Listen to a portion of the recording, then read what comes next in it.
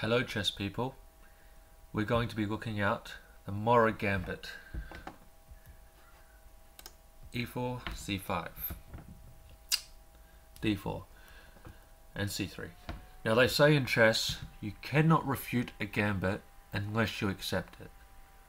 So that's why black takes both pawns. But in return for these pawns, white develops his pieces very quickly. A6. So I had this move played against me, and I played bishop c4, and eventually lost this game, but I was hoping for b5, then bishop takes f7 check, and takes check, e6, and queen takes rook. So I've won material, but my queen is not on the best square it could be.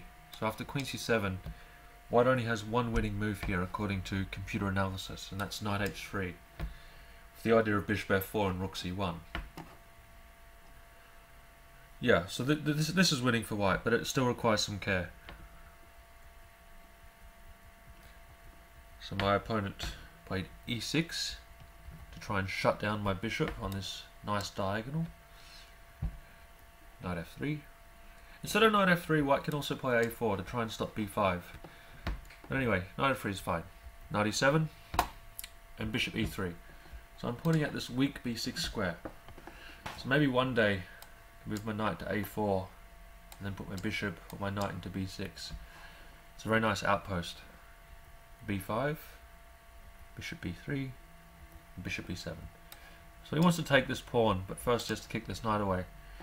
So I can defend the pawn, or I can play a3 and stop him kicking my knight away, but development is much more important than material. So I castled. And actually b4 loses here to this epic move, knight d5. Very, very common move and idea in the Morra. Pawn takes, pawn takes.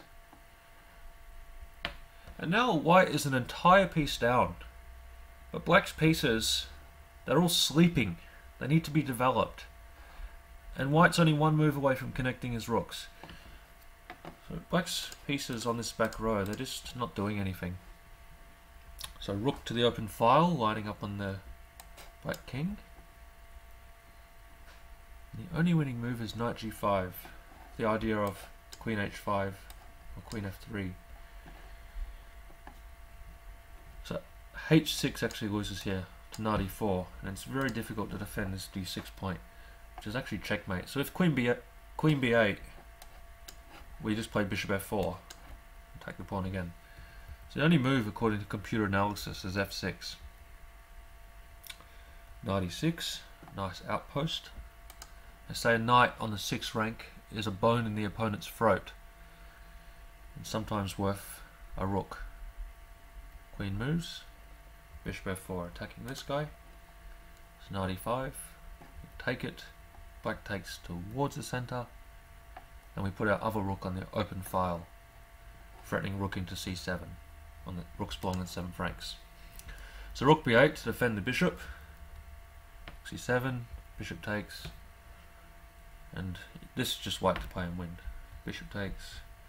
So queen takes is impossible because of rook takes knight check, and it's a free queen. So knight takes is forced, and the only winning move is rook takes e5. So you have to take this and check.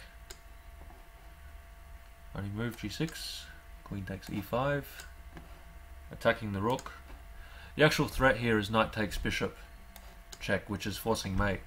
So black's only move is knight takes rook. Knight takes knight double check, so we're checking with our queen and this knight. King moves. Queen takes queen.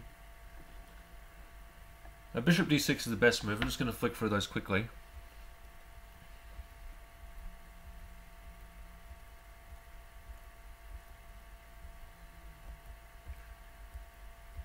And you can see that white's two passed pawns here that are connected are going to completely outplay the two rooks. So if we just go back to bishop d6, if black plays rook c8 here to try and checkmate us on c1 if we move our knight, the only winning move is g3. Then if they take our knight, we go queen e5, attacking their rook. which is actually trapped because if rook g8 we go queen d5 check and take the rook that way.